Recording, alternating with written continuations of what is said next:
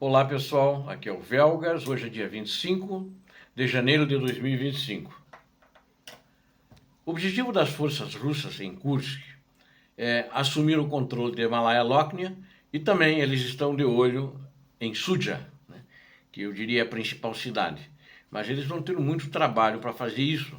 Eles querem, na realidade, isolar os ucranianos e cercar os ucranianos, né, fazendo isso nas suas linhas terrestres e que os ucranianos não possam se comunicar entre si. E também perder o apoio logístico de que tem em Sudzha, que acho que é a maior cidade que os ucranianos têm em poder.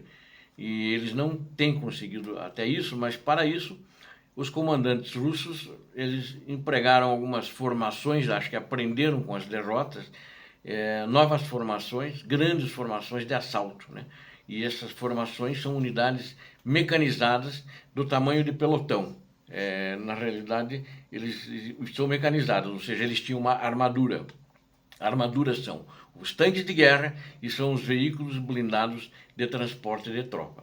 Cada pelotão de infantaria que vai dentro dos veículos blindados são 4 veículos blindados, né? E são apoiados por tanques, é assim que eles vinham. Normalmente eles eram apoiados por 2 tanques cada pelotão desses, ou seja, esses 4 pelotões que eles estavam atacando, eles fizeram em linha, né? Eles vieram um pelotão, atrás vinha outro, então assim sucessivamente até o quarto pelotão. E pensavam chegar assim até a porta, né? Vamos chamar assim, o portal, a porta, a entrada de Malaya-Lochnaya, né? Mas eles, nessa linha que eles estavam indo, eles tinham que cruzar posições em Novo Ivanovka e também Viktorovka, então 2 outras vilas, né, de menor porte do que as que eles querem chegar, que são mais importantes taticamente para a Rússia.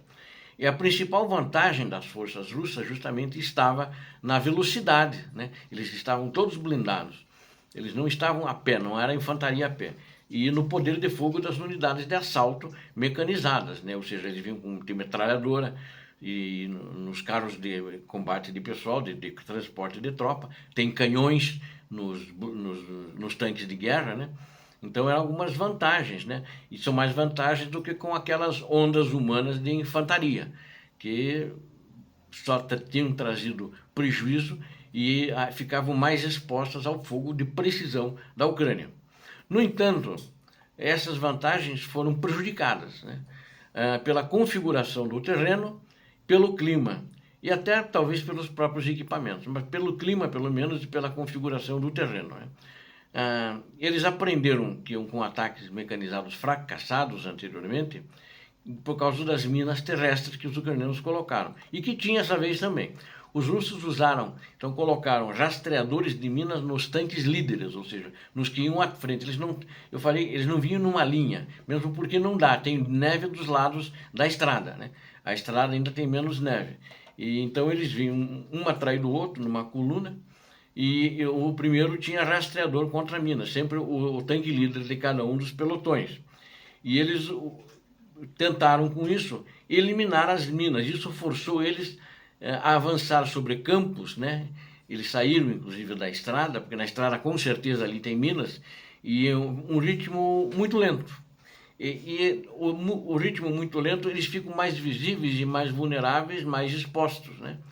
Mas eles tinham que ir devagar para que o equipamento de desminagem funcionasse, porque senão iriam boom para o espaço, né? Pelas minas, né?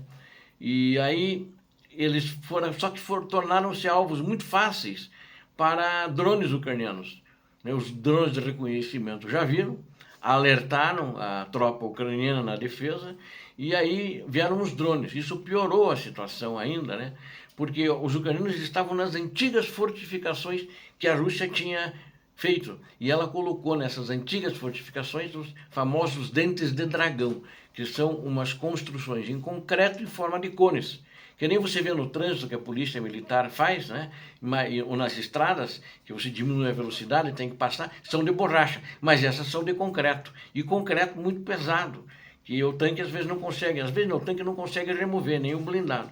Então tinha também essas defesas nessas antigas fortificações que estavam ocupadas pela Ucrânia, né? Pelas tropas ucranianas que dominaram Kursk desde quando os russos fugiram, de meados do ano passado, né? E isso restringiu muito o movimento russo durante o ataque, né?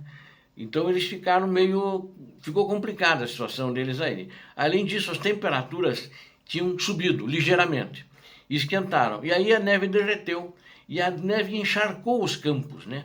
Fez o que? Lama, né?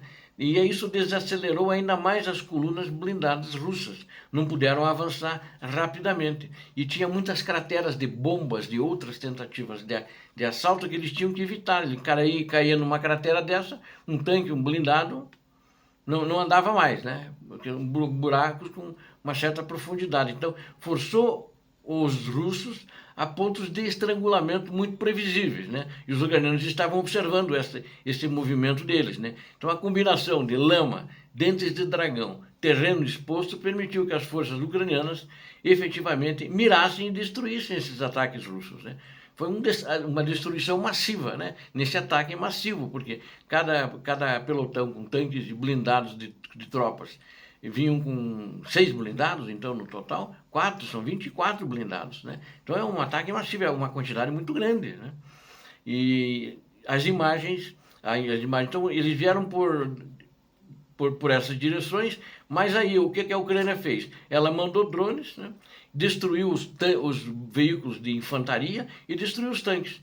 E aí o resto da coluna, a primeira linha, né? A primeira coluna. E daí a coluna se moveu pelo campo tentando chegar de Viktorovka, né? Aí, nenhuma daquelas vilas que ela tinha que passar, daquelas localidades. E aí manobrou em torno dos dentes de dragão, eles manobraram, e crateras de bombas inundadas. Mas o movimento foi dificultado já do primeiro assalto russo, que deixou lá os tanques parados com as baixas dentro dos tanques e dos blindados. Então os ucranianos desmantelaram completamente as abordagens da Rússia com ataques de drone.